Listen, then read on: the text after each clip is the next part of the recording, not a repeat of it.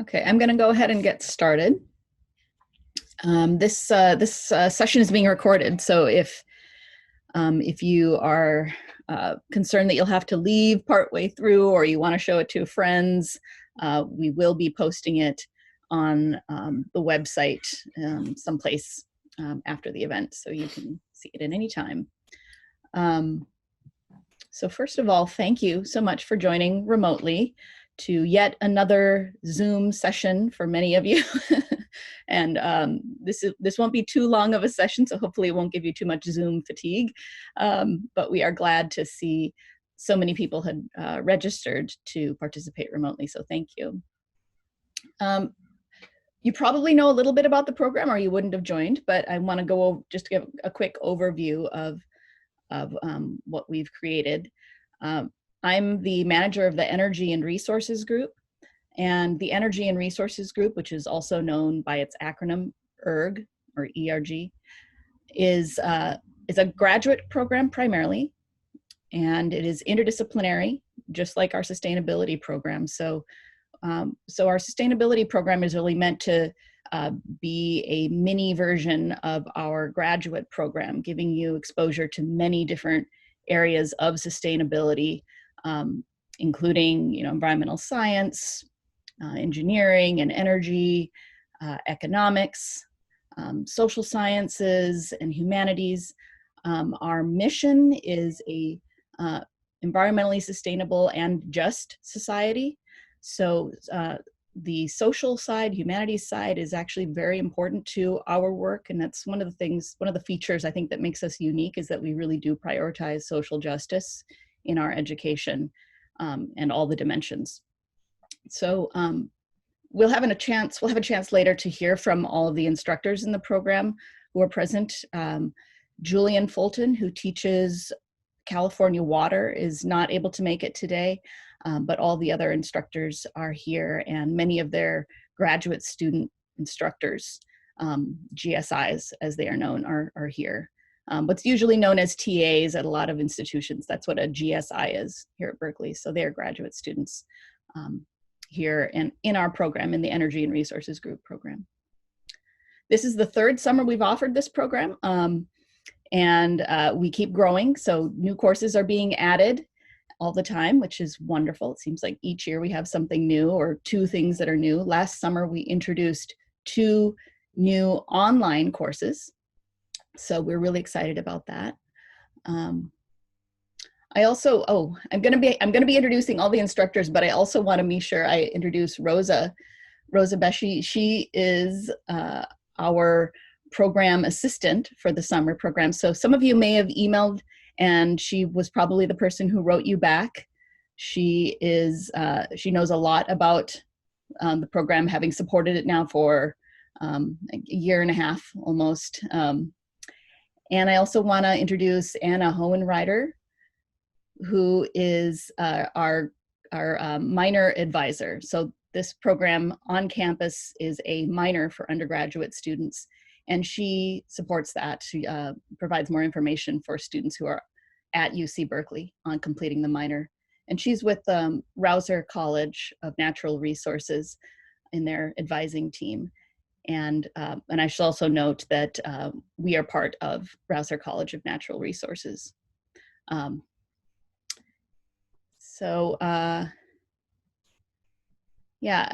see, what else did I want to cover? I want to show you the website real quickly. For those who haven't been there, I want to navigate and share my screen here and show you a little bit about what's on there.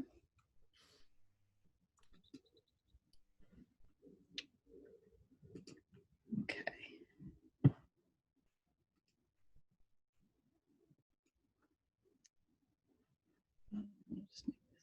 Big. Okay.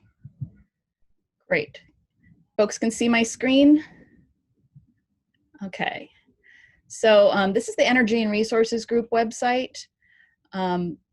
Please take a look at it.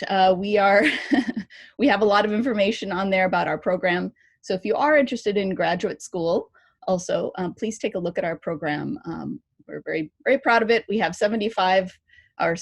between 70 and 74 graduate students right now. And we offer both a master's, an MS or an MA, and a PhD. I also should mention we have an undergraduate minor that is different than the sustainability program, although there's some overlap, that is in energy and resources. So if you are interested in a minor and you're a UC Berkeley student, you could also look at that. And there's information on our webpage under academics. And I'm going to go to the sustainability program page here. On this page, you'll find sort of a summary of the program, summary of the courses, and then there are links to our summer curriculum schedule, information about the instructors, and an FAQ page that we just recently launched that we've been modifying ever since we launched it. So there's new information going up there frequently. So I suggest you take a look at it before you email us, because we might have addressed it in that FAQ page, your question. And of course, you're always welcome to email us or I guess previously call or drop into the office. Right now we're closed because of coronavirus, of course, but at a later date we will be open, and you can also just wander into our office. And then there's also a link to Rouser College website and their additional summer courses. There's information specifically for minor students here on how to complete the minor, and then steps for how to complete the minor. And one of the steps that's important for both the certificate and the minor is that you register your intent to complete it.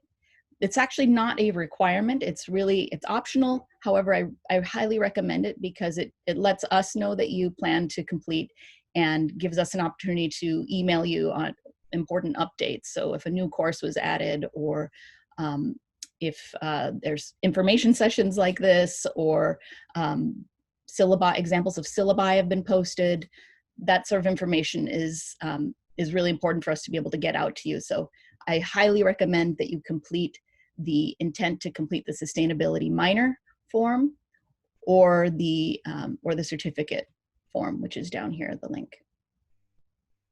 When you've completed the program, you need to email us the forms that it's either the minor declaration form or complete the completion of sustainability certificate form. And by the end of the summer, or by the end of August is the date that we currently have it. If for some reason you can't complete by the end of August, can't complete that form, just let us know. But that's our goal, is to have all the forms in by that date, even if you're planning to complete in the fall semester. And that's so that gives us a chance to prepare for your completion. And if you do have any questions, please go ahead and put them in the chat also, because Rosa will be able to answer some of those questions, and then also we'll try to have a chance also at the end to get to them. So I'm just going to really quickly show you the curriculum page. Has a little bit more information about all the courses. This information is also in the course catalog. So if you've registered for your courses already or gone to the summer sessions website, you'll probably have seen this information there as well. And summer instructors who you're going to meet shortly. We're also going to be listing our GSIs on this page soon.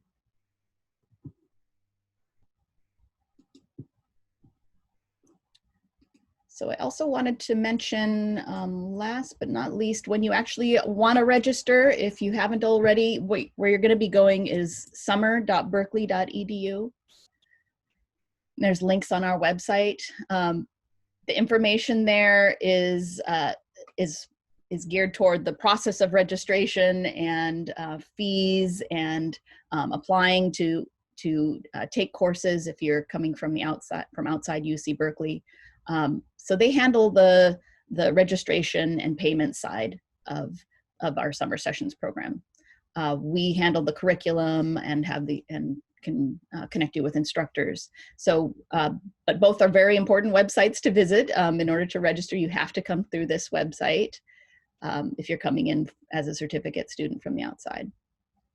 So summer courses, you can search there by subject, so you can find us in here. Energy and resources. You'll see a list of our courses and how many spaces are available also in those courses. So ecology and society, seven unreserved spaces. So so Amber, you have some little bit of space in your course. If you see that a course is actually full, if you really want to take it, I suggest you still sign up to be on the wait list, because there is usually some wiggling around before courses start, so you may still have a chance of getting in the course. And I don't think any of our courses currently have a wait list or a wait list at all, or if there is, it's very, very short. So I think there's still space for you to get in. And I also wanted to point out on the summer sessions website that is where you can find information about fees and dates for payments or refunds. I know several folks have emailed about that and asked about that. Under application and fees, tells you the amounts of the program, whether you're a visitor, domestic visitor, UC Berkeley student, or an international visitor.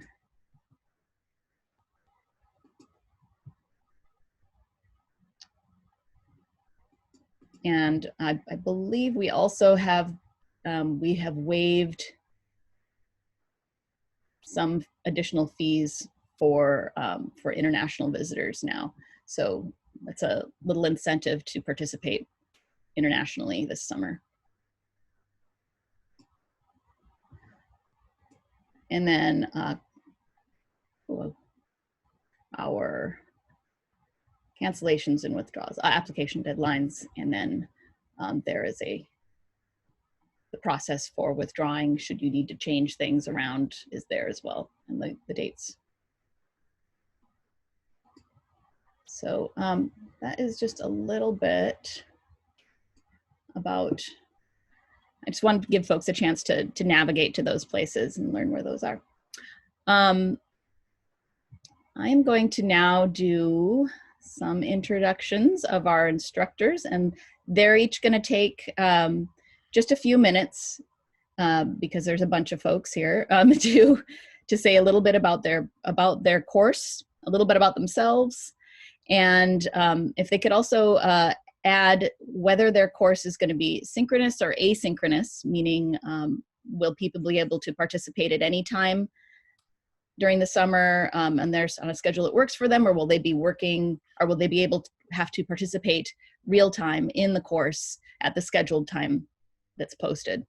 And that's important. I know we've been getting lots of questions about that. And if there are any other modifications you're making to your course that are important, please let us know.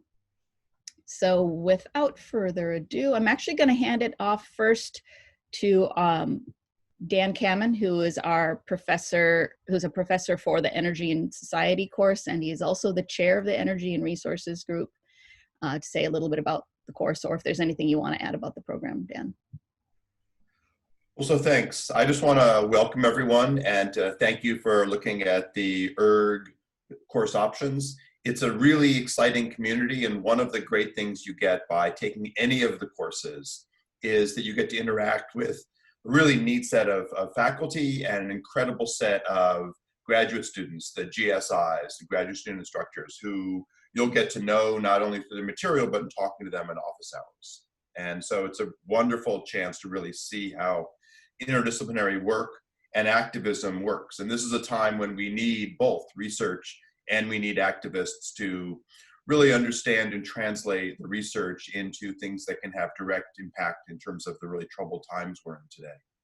So the course that I teach, Energy and Society, is one that we've taught at ERG now for almost 40 years in different formats. John Holdren, who was President Obama's science advisor, the longest running science advisor in US history, taught the course before I did. Kathy Koshland, who is now essentially our director of undergraduate studies, and a really path-breaking environmental economist. Richard Norgard taught it before I did. And the course now has no prerequisites. You can take this class with absolutely no background. We teach the math, the chemistry, the physics, the economics, the environmental justice, the policy analysis you'll need in the class, and people go direct from this class to a range of interesting jobs and majors. And in this class, we will really break it up into modules so that you learn all these tools in energy and society, and you'll hear from Isa Farrell, the GSI, in a bit. In this class, we are entirely asynchronous, so you watch the lectures in small digestible chunks when you want. There are online recorded office hours, and you have a real chance to interact with us because we run the office hours between myself and the teaching assistants in all formats. We'll run some of them in the morning, some of them in the evening, so those of you not in California will be able to have convenient times to attend wherever you are in the world. And there's both sections and office hours to work on individual questions you have, but then there's also times to ask more general questions, and we will divide those office hours up so you can really interact, get a feeling for what's going on, not only learn the course material, but see how it fits into all the issues today. And I just add one kind of factoid. It's interesting when we think about the world we're moving into with renewable energy playing a larger role.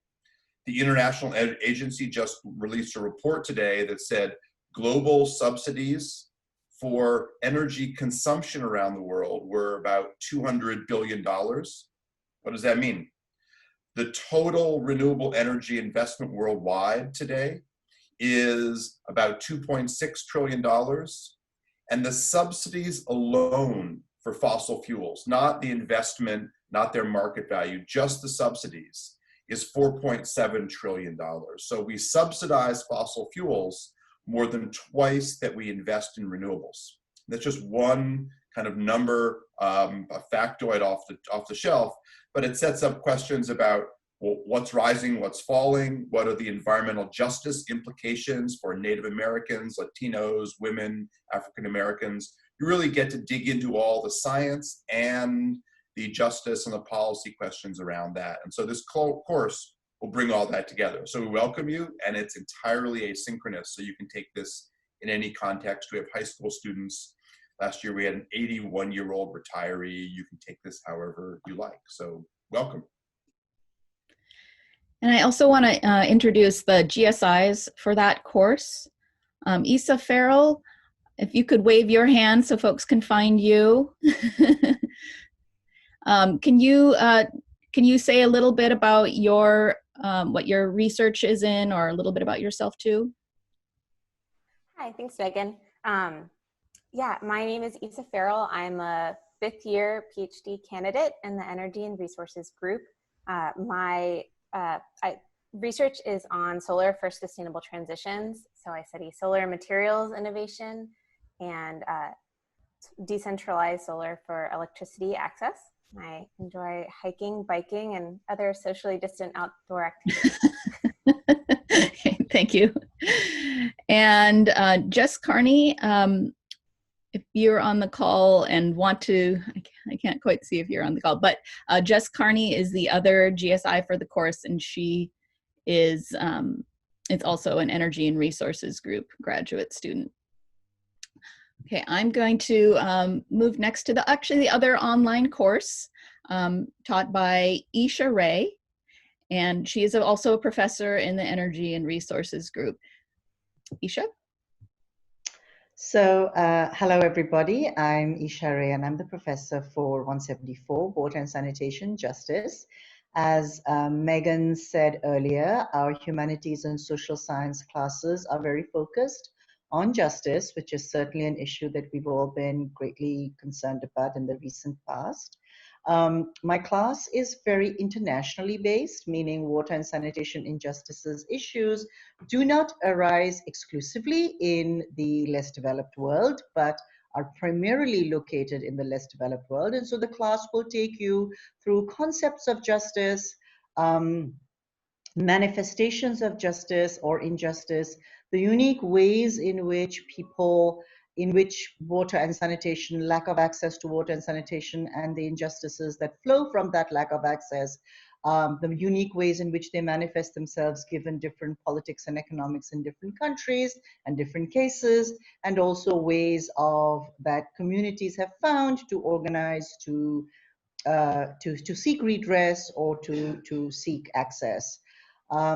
There will also be modules on the US because, as you know, the US, in many parts of the US, in the Central Valley of California, in the low-income urban areas of the country where there are frequent shutoffs because of inability to pay, you see some very similar issues coming up. So by the end of the course, we hope that you will get a sense of how justice and ideas of justice pertain to water and sanitation access. And I will leave you with a very timely reminder of why we need to be thinking about this. Here we are in the throes of COVID-19, and one of the most important things to do to protect yourself and your family against COVID-19 is constant washing of hands.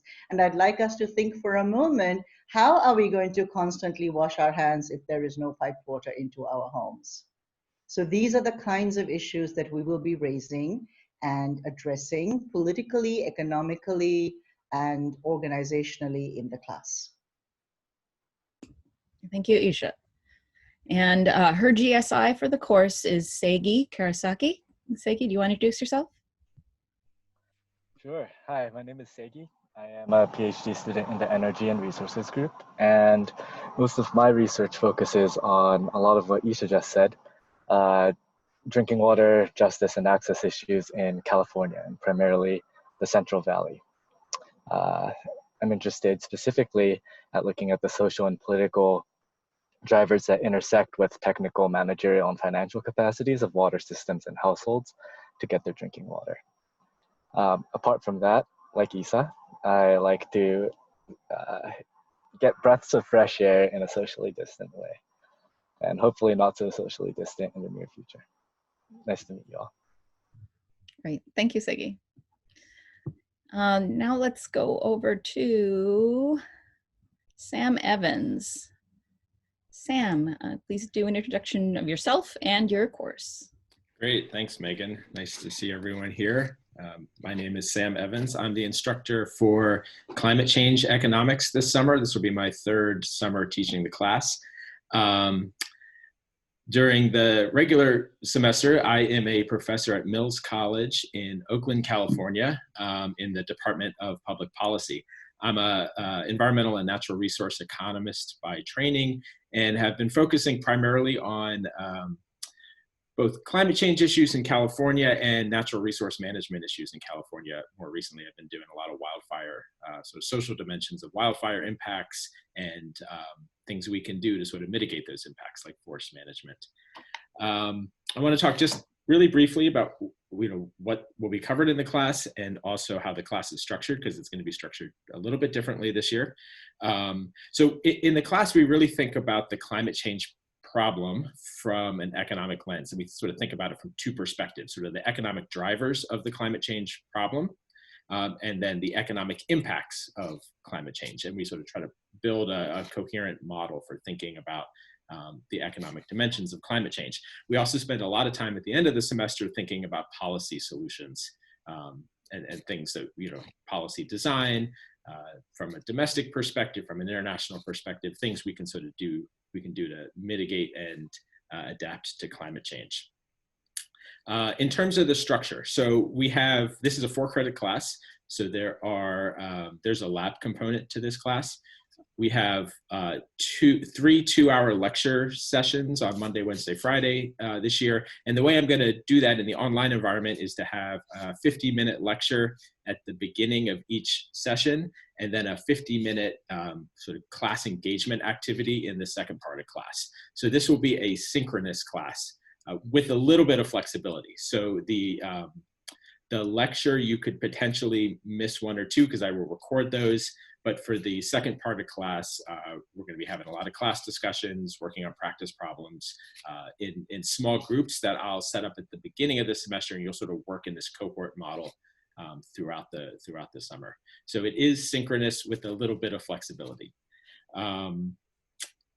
In terms of the labs, there's also a Tuesday, Thursday lab where we will build a what's called an integrated assessment model. This is a climate change policy model, and we'll spend the whole semester sort of building up this big model for looking at climate policy and climate impacts. And my two wonderful GSIs will be running the show for the labs, and we'll introduce them in just a second. The other thing we're doing a little bit differently this year is we're going to have some guest lectures at the end of the semester to sort of think about what are the cutting edge topics in climate change economics. We've got some great speakers lined up. I've got the state of Oregon's chief climate advisor to the governor coming in to talk about Oregon climate policy, which has been a really interesting case study in the United States. And then we've got the chief operating officer of a climate change risk assessment firm that advises companies on how to mitigate their climate change risk. So we've got a really exciting set of topics and speakers this semester. So I'll leave it there. Would love questions at the end if anyone has questions. Thank you, Sam. And his GSIs that he was mentioning are Esther Shears and Anna Yip. Esther, could you introduce yourself? Sure.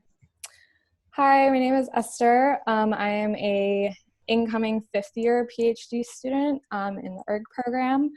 I study broadly climate finance and the systemic risks in the financial sector and how those relate to each other. And in my free time, I really enjoy baking projects, gardening, and backpacking when I can get out. So. Thank you, Esther. And Anna. Hi, everyone. My name is Anna, and I am coming into my second year here at ERG as a grad student, and actually did my undergrad at Berkeley as well. So I was in some of your shoes not all too long ago. And yeah, I study municipal solid waste systems, kind of. So I came in with a very strong focus on trash, and I've broadened my focus or stepped back a little bit to look more at like waste systems as a whole. From even the beginning. So we're talking like producer responsibility, you know, who's making this item that's eventually going to end up in the trash. So anyways, that's what I spend my time thinking about. And for fun, I do a lot of similar things that were talked about. I'm very lucky to live like across the street from trailheads that go into Tilden. So I've been spending a lot of my time there. Thanks, Anna. And I should also note that Anna is also the GSI for David Rockland's course, Business, Sustainability, and Society. And I guess we might as well segue into David, seeing that we're being introduced to his GSI. So, so David, please introduce your course. Good. Well, I'm glad Anna went first. I think you're going to be more important than I am this summer.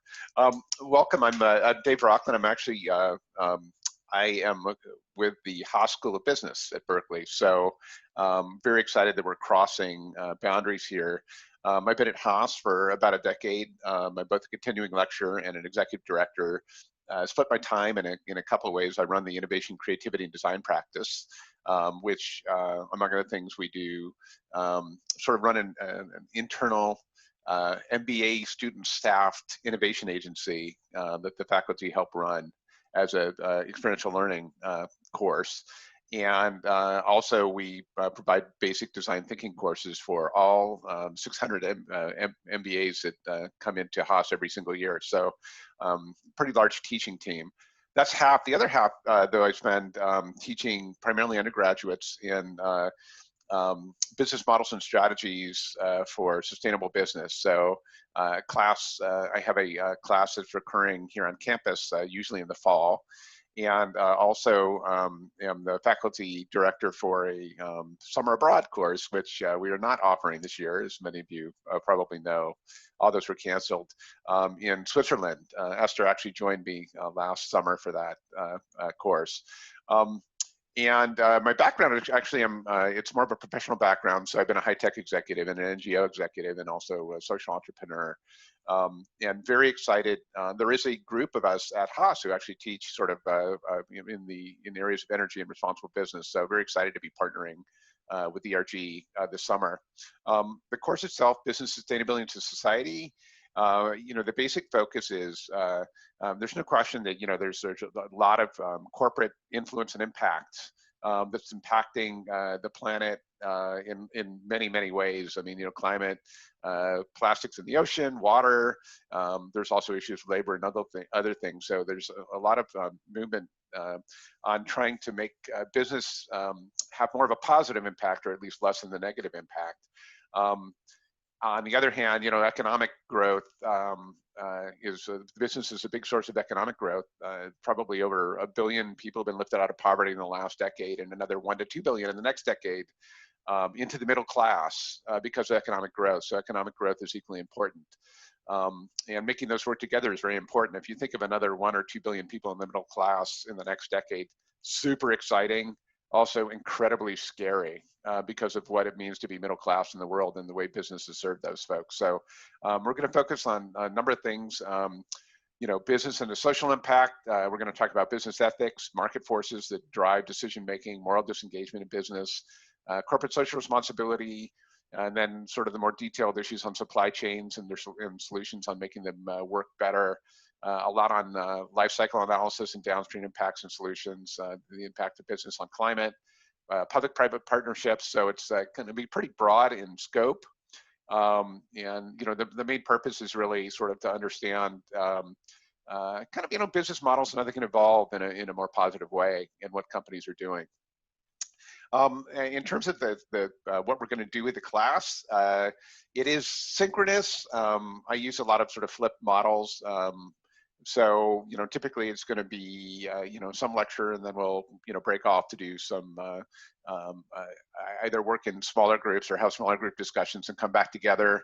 We'll have team project work, some student presentations. I typically do what I call student slams, which is the equivalent of a poetry slam, except on a topic more relevant to the course. We're going to have quite a few guest speakers, and all of those things are going to be really great and interactive, but it makes it not work well, unfortunately, for recorded lectures. So definitely full on synchronous mode. We're keeping the enrollment relatively small so it can be, we can develop a community around it, which I've done successfully in other classes. So I'm really excited about it, and looking forward to hopefully being part of this group. Great. Thank you, David. And I'll now go to Amber Kerr and let her introduce herself. Also, I should note Amber has been teaching during this course, Ecology and Society, for us since we started offering summer courses. So this will be your 5th summer teaching, is that correct, Amber?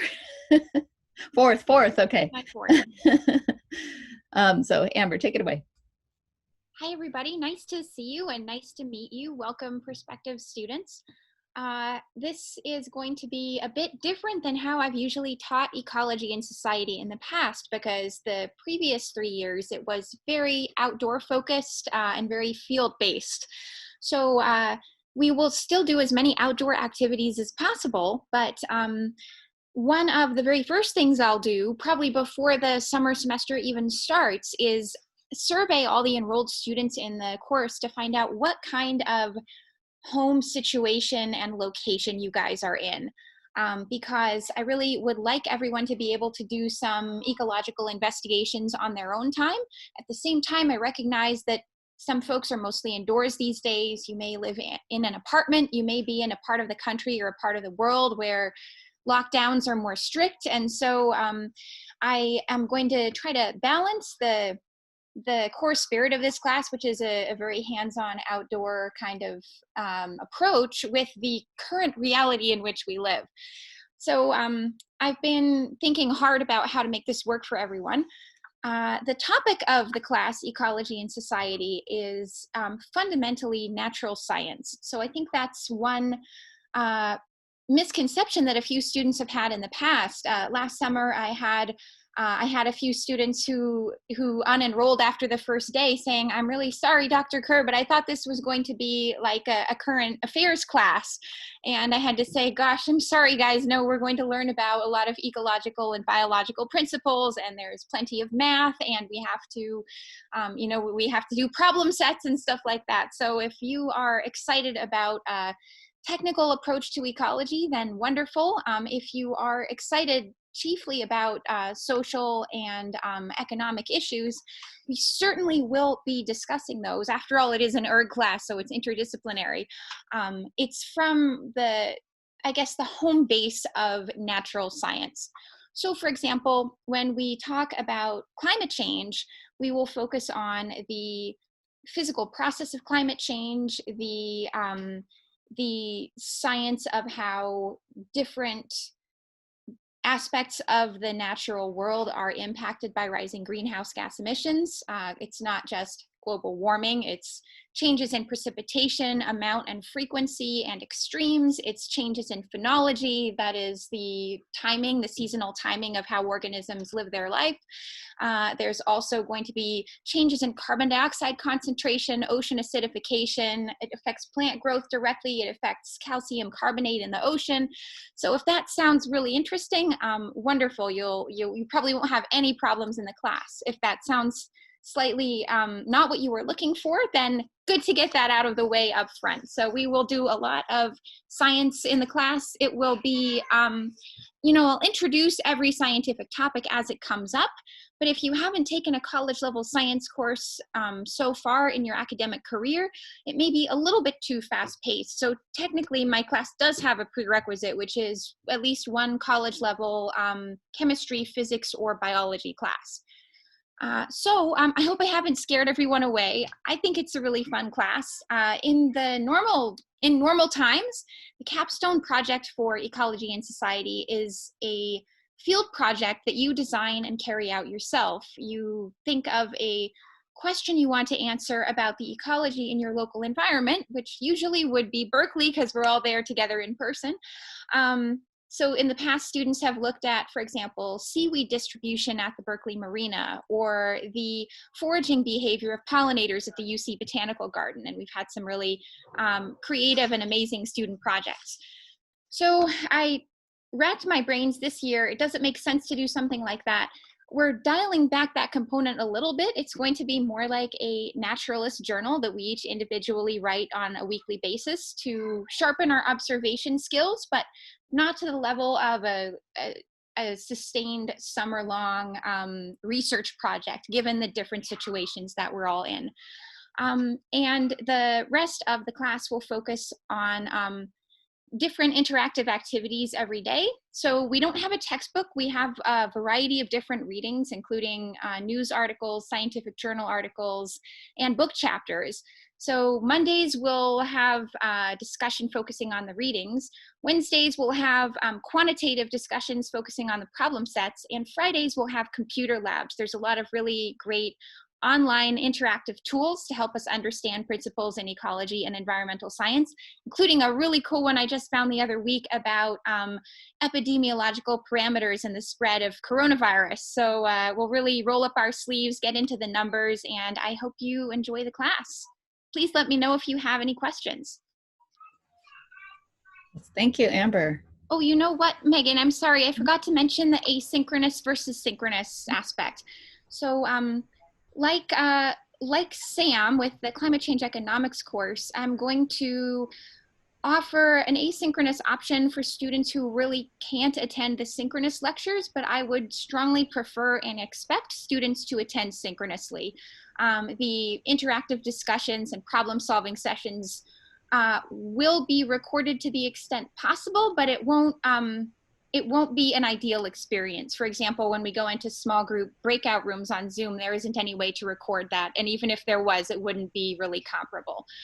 So if you're in a different time zone and you don't anticipate being able to attend any lectures live, then this may not be the class for you. If, on the other hand, maybe you have a busy work schedule or some travel, does anyone still travel these days? I'm not really sure.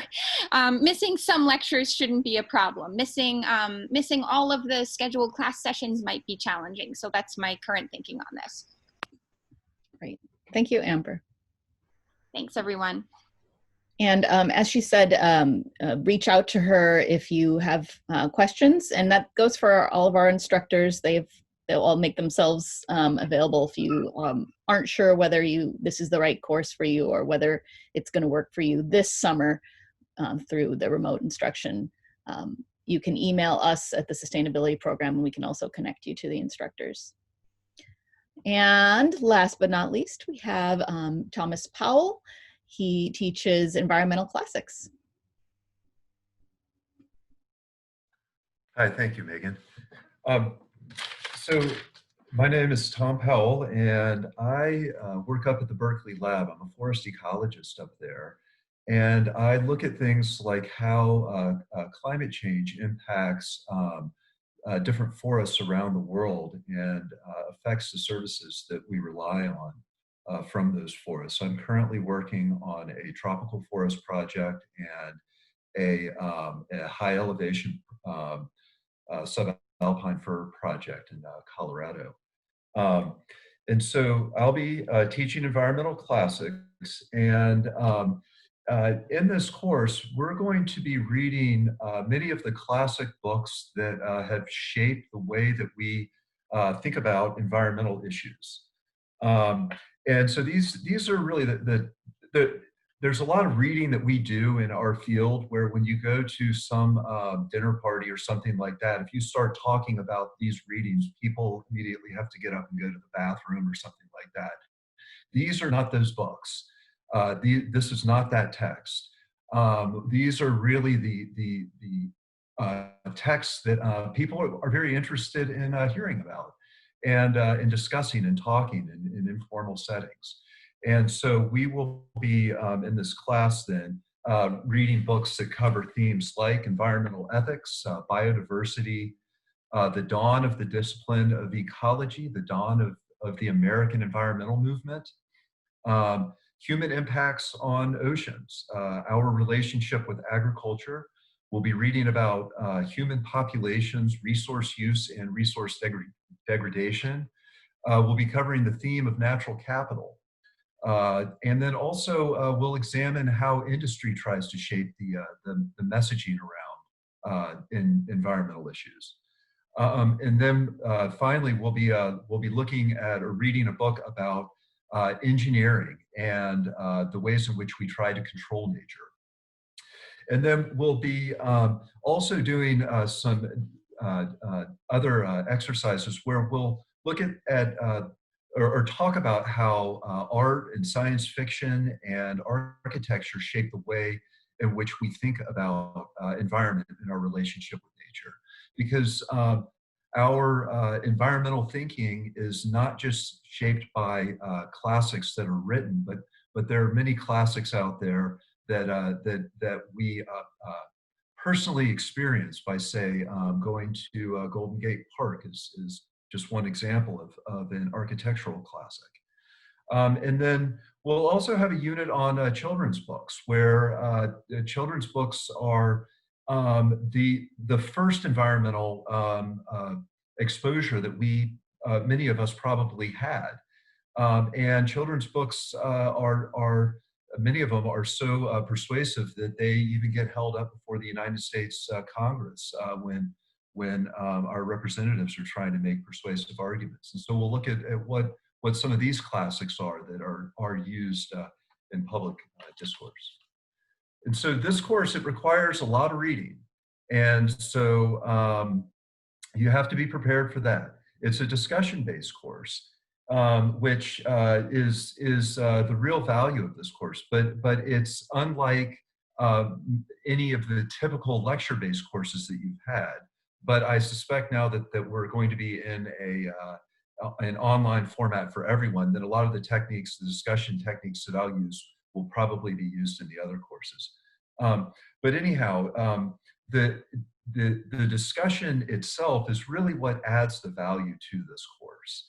So you have to be prepared to come and discuss what you've read, reflect on what you've read, and be comfortable sharing your ideas.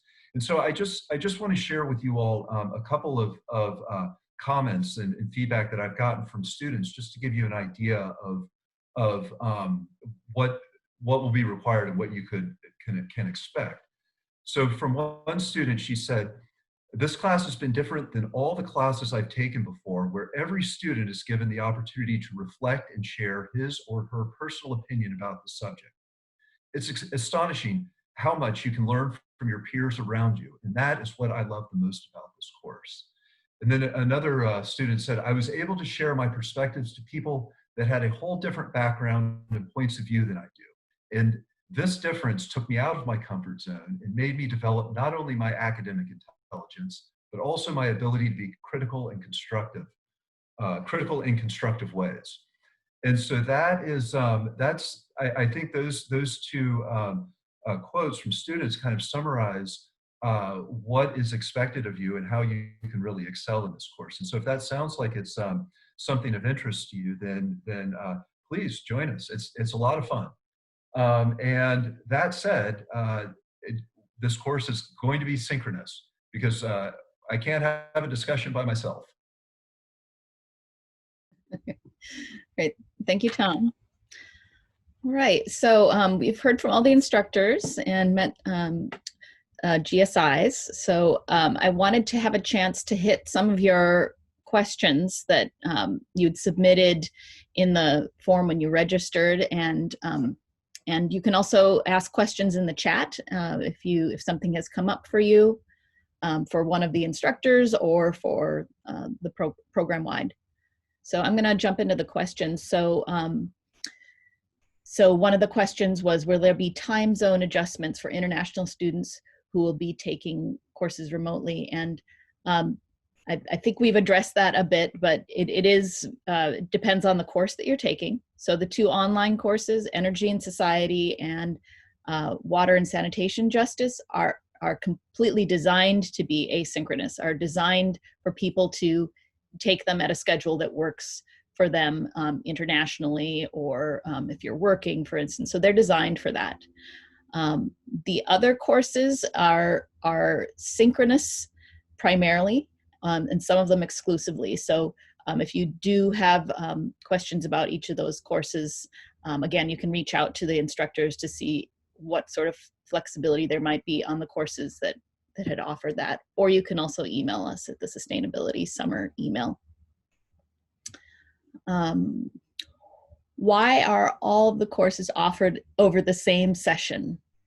Okay, so that we offer all of our courses in Summer Session C, and that was a choice that we made because we had previously offered in multiple sessions, and we found that people found that sometimes confusing, but also that it would sometimes make overlap with work really challenging, overlap with other courses work really challenging. So say you started in Session C, and then you had 3 courses in Session D, and it made it really dense for the month of July. And we just thought it would be better to spread it out so that everybody, all the schedules are the same, the workload has the same arc for people who are trying to do a whole bunch of the course programs in the same summer.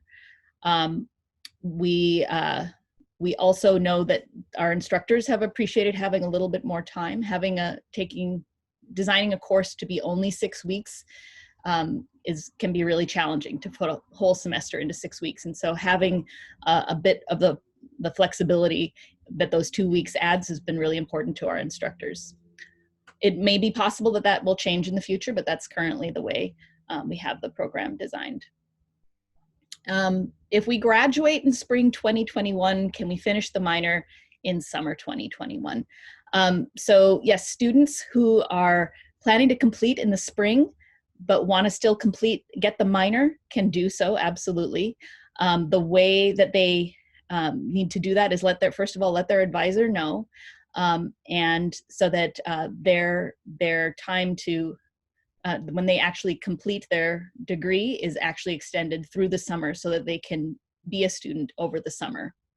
If they cease being a student, then you can still take the courses, but you'll be getting them as a certificate rather than as a minor on your UC Berkeley transcript. And there'll also be an additional cost to taking the courses as a certificate student. UC Berkeley students do get a little bit of a price break on the courses. So there's some advantages to just extending your time as a student during the summer to complete. Deadlines and dates for applying and fees. You can register for the courses all the way up to the time when the course begins. And I believe you may be able to even add, I would have to look there, up until for session C after the courses begin. But yes, I would not recommend that. I would recommend registering before the courses begin.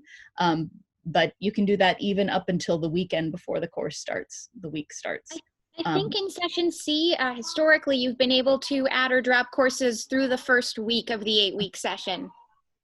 Thank you, Amber. And the 2 online courses are a little bit different. They ask that people register by the Friday before. So, so June 22nd is the week when summer session starts. That's session C starts. So that is a Monday.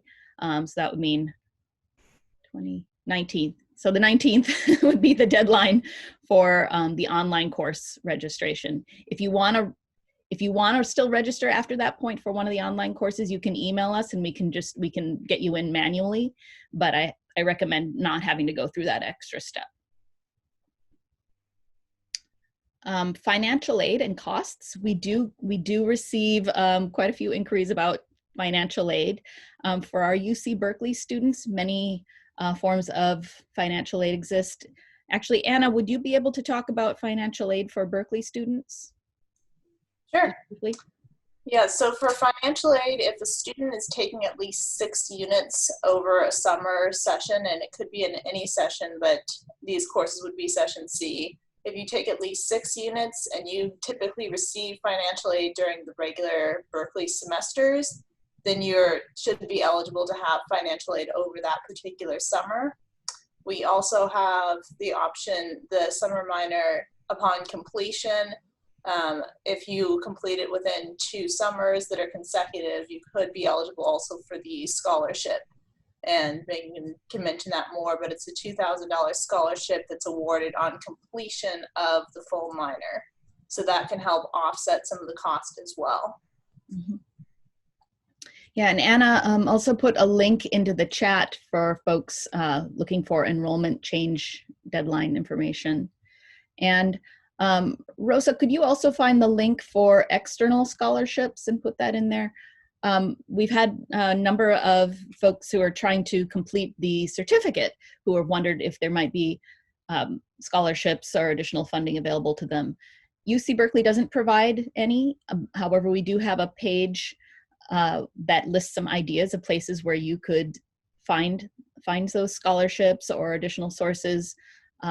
We are able to route them through our financial aid system so that they can be dispersed toward your education while you're completing the certificate. So summer sessions can do that for you. But we don't provide any scholarships or financial aid through the university to certificate students. And Sagi, were you lifting your arm? Is that? No, okay. Just stretching. Sorry, that was, yeah, inattentional. So Rosa just added that link to outside scholarship resources. So thank you, Rosa. And then the scholarship also that Anna had mentioned for students who are completing courses in the fall. So you are actually able, UC Berkeley minor students are actually able to complete 2 of the courses in the fall that count toward the sustainability minor. That's Energy and Society and Climate Change Economics. They're both 4 units. They're both offered in the fall semester every year. And so if you could take both courses in the fall or 1 course in the fall, which is really helpful if you're concerned about squeezing everything in the summer. One thing to note that is if you do choose to take both courses in the fall, you won't be eligible for the scholarship.